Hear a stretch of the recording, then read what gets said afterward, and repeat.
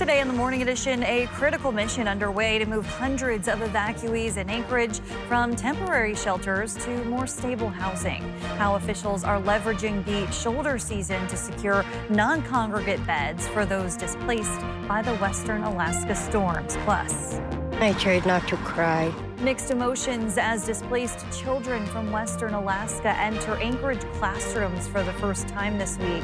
How families are feeling as they send their little ones off to learn in a new environment.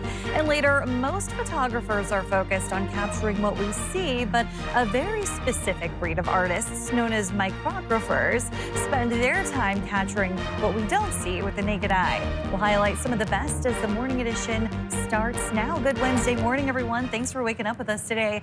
I look forward to seeing these every year. It's so interesting to get to see what the naked eye can't.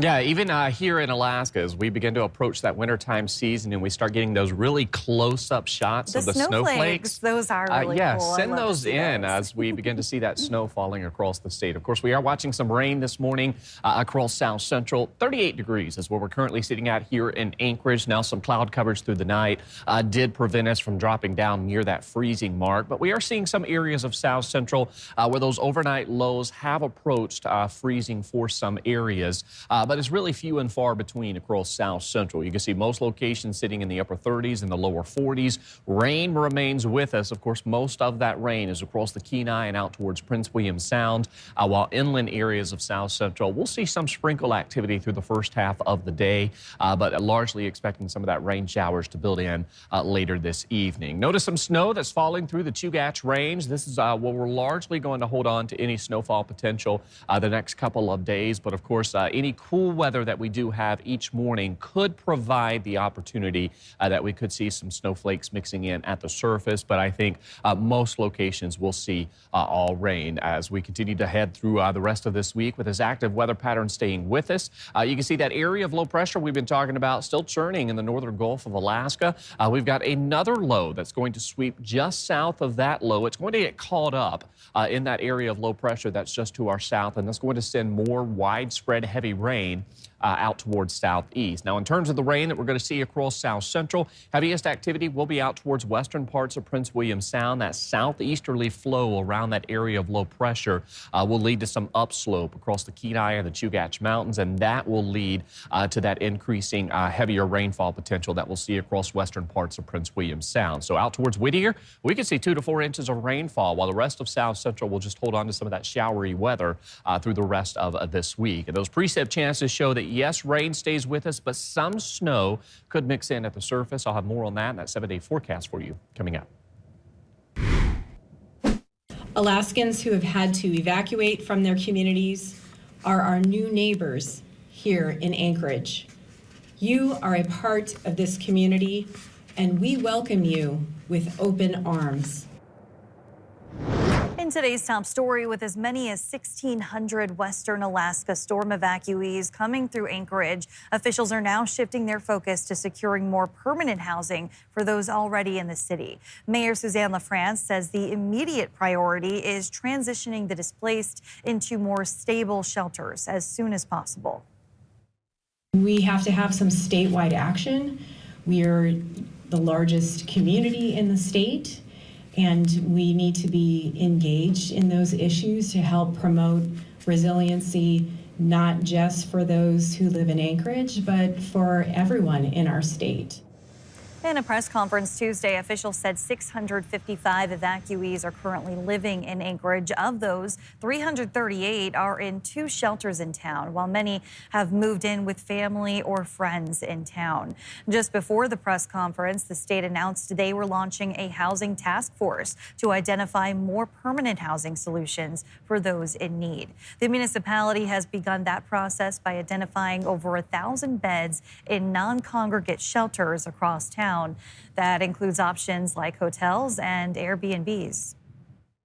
At this point, there's no intent to make any changes to having both shelters open, but that the intent is to move as quickly in support of the state to moving people to non-congregate sheltering options, so moving them directly from where they are as opposed to having people move from one shelter to another and then potentially into a non-congregate option. Meantime, Anchorage officials face an uncertain timeline for when evacuees will return home. Along with shelter, Anchorage is working to provide food that reflects traditional diets for those who've relocated. Local and state resources are strained, leading to urgent calls for a federal disaster declaration. We are going to have to do it. We're the hub of the state when it comes to transportation, emergency services, and so it is our duty. And we will figure out how to be reimbursed. We will do our part, but we're not going to parse the pennies on the way to taking care of saving lives. And while the state waits on that disaster declaration, we're told FEMA teams are already staging in downtown Anchorage.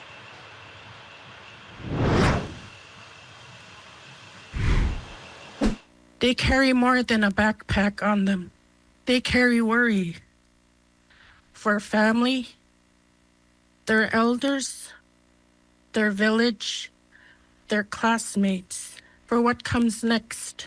They carry their memories of wind and water that move the ground beneath them. What they need most now is to be seen, is to be heard. Representative Nellie Jimmy there of Tooksuk Bay speaking before the Anchorage School Board last night as dozens of kids from Western Alaska are continuing their education in a brand new environment this week. The Anchorage School District says things have gone smoothly so far as student evacuees settle in. Danny Tompkins shows us how family members are adjusting to the changes.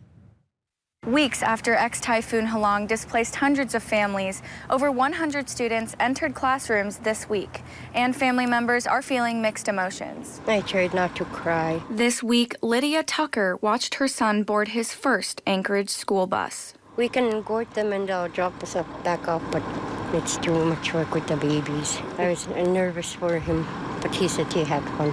And a father shares his concerns about his 5-year-old daughter starting school. I'm just a little worried about a big change, but I just hope she was excited with the school bus. While students seem excited to be back in the classrooms, parents have their concerns. Just the capacity for now, as her father, and yeah, culture change. And she grew up in the village. There's a big difference between village and city. As I lived here in Anchorage for 10 years before, so there's a big difference. It's hard or trying to adjust to it, especially for them. They're not used to being around a lot of people. Some siblings also feel uncertain about their family members starting at new schools. I'm kind of nervous for them because it's big.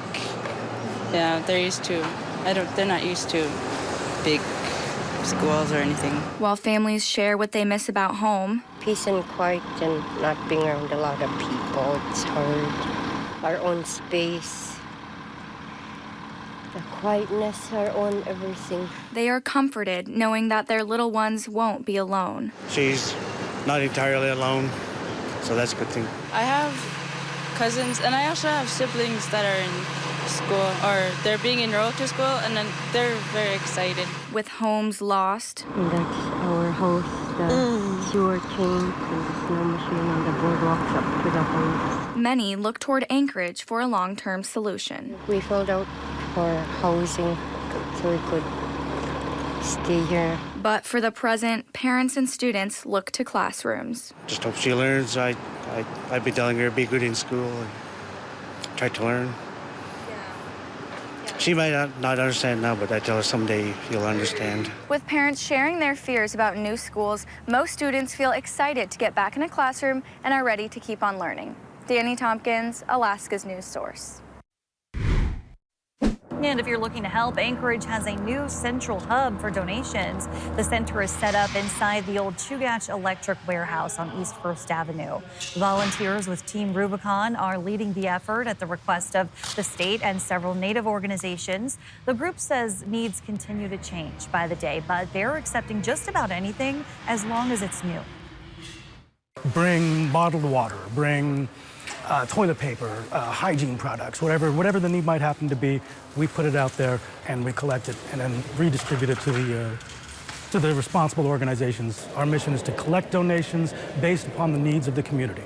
We listen to the local organizations to, what those needs are, and then, we follow through. Those running the center say what they're hearing they need most right now are warm clothing, boots of all sizes, and blankets. The donation center is open every day from 9 to 4. In addition to donations, they're also looking for volunteers. And here's another way to help our fellow Alaskans. KTUU Channel 2 is partnering with the American Red Cross to help Alaskans recover from Halong. To donate, scan the QR code on your screen or text Red Cross to 90999. When you give, be sure to select Alaska Storms and Floods in the drop-down menu so your donation goes directly to help families here at home.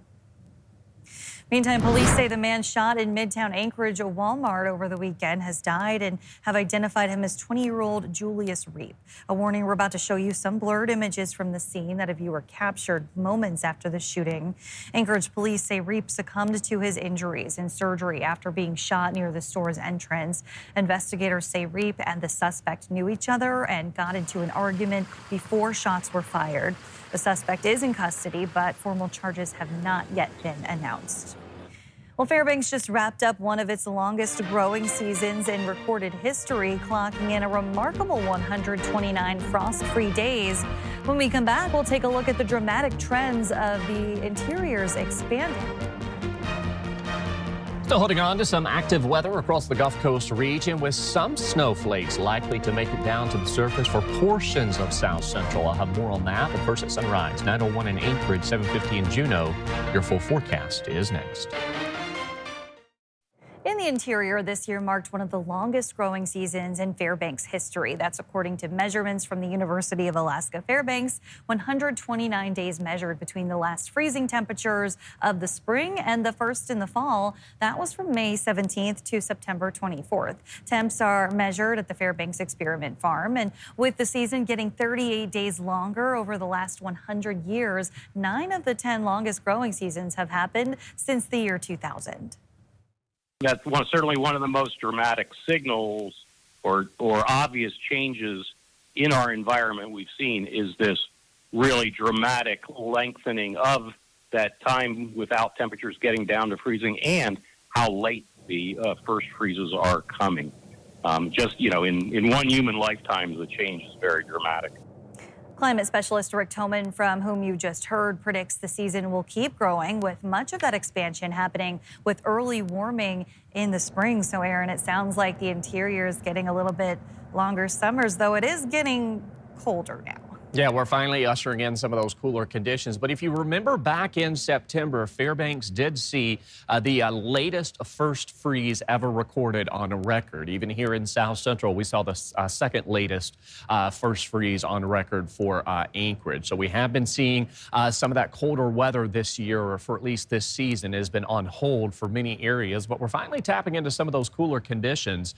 Wind chills this morning in Anaktuvuk Pass coming in at 6 degrees. Feels like 9 in Utqiagvik. Out west, we've got those wind chills sitting in the single digits and the teens. And here in South Central, while temperatures are above freezing, we do have a light breeze that is keeping those wind chills sitting near that freezing mark to start off your Wednesday morning. We do have some light snow showers pushing through southwestern parts of Alaska. As far as what we're dealing with this morning, though, the bigger story is this area of low pressure that's in the northern to central Gulf of Alaska. This is going to continue to keep rain for coastal regions of South Central, and we've also got additional rounds of some heavy rain to be expected out towards southeast later today and into the evening hours. Now, with this area of low pressure, we're still holding on to some breezy conditions for South Central and southeast. Winds have been gusting anywhere from 20 to 30 miles per hour over the last hour. Even as you head out west and through the Aleutians, those winds have been up to 20 to 30 miles per hour. And we're going to favor some increasing winds for areas of western Alaska, meaning our wind chills will be a concern for portions of the state here over the next couple of days. Here across South Central, not too terribly breezy. That should say Wednesday. My apologies on that. But we will see a gust of 20 to 30 miles per hour throughout the day. Most of those winds, or at least some of those stronger winds, will be out towards the Kenai and through Prince William Sound. But inland areas of South Central, we'll see the occasional gusty condition throughout the afternoon and evening hours. So this area of low pressure will keep rain with us. We've got another low that's just to the south of that low that's with us this morning. That will kind of reinforce those wetter conditions out towards southeast. Notice later this evening into the night, even heavier rain will build in across the panhandle. Of course, we'll talk about more about that rain for southeast and that 7-day for Juneau coming up in my next weather forecast. But you can see ongoing active weather continuing for the Gulf Coast region. This will stay with us through the end of this week. And while we are still warm enough that we'll largely see rain, some flakes could make it in at the surface across portions of South Central, more so each night and early morning as those temperatures drop into the 30s. Afternoon highs still managing to warm into the lower 40s. That's why we'll continue to hold on to rain for most locations. But you can see we will see some sprinkles moving into inland areas for the first half of the day.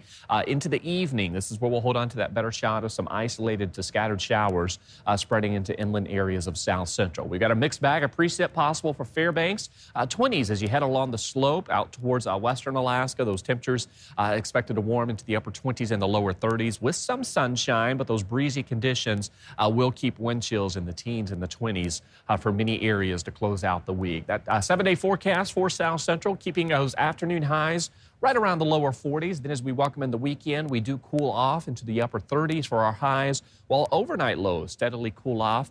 You can see by early next week, we'll see those overnight conditions dropping into the upper 20s. This week in Alaska history, we dig into some of Alaska's most remarkable stories, from a retired ferry turned Kodiak cannery to KNBA's first broadcast from a garage in Fairview, Anchorage. Tracy Sinclair joins Director of Photography Eric Soule for a preview. Well, this week in Alaska history, Eric Soule, our Director of Photography, kind of took the lead. A lot of cool stories, a lot of fun stories. As always, Alaska is such an interesting place. What we got is the Kalakala, a retired ferry out of Puget Sound, and its journey to a new life. It was moved to Alaska after it retired, and it was used as a cannery in Kodiak. But at one point in the 80s, a man decided he was going to rescue the Kalakala. It is nothing like you have ever seen before. That one's definitely worth checking out. We also talk a little bit about the KNBA. This is the week that KNBA, very well-known radio station now across the nation. They got their license this week, and it took 2 years before they actually got on the air. And when they got on the air, they were broadcasting out of a garage in Fairview. See, things that you didn't know. And then our final story, really a powerful one. The bombing of Rangoon, which gets down to a disagreement. It takes place in 1882. Gets down to a disagreement of the villagers of Rangoon and a trading post nearby that had a whaling ship, and there was an accident that took the life of the village shaman. And the accident escalated into the U.S. Navy getting involved, and their solution was to shell the village of Rangoon. Yeah, it's a really interesting story. If you don't know it, we do get a chance to see one of Eric's stories on this, and it's really a fascinating story. So you're going to want to check out This Week in Alaska History. You can find it on our free streaming platforms on Amazon Fire, Apple TV, and Roku. And to learn more about notable events in Alaska's history, you can visit our website, click on We the People. Thanks for listening to our podcast. Click subscribe so you can get the latest podcasts from Alaska's news source automatically and stay up to date with breaking news and in-depth reporting available for free 24/7 with the Alaska's News Source app.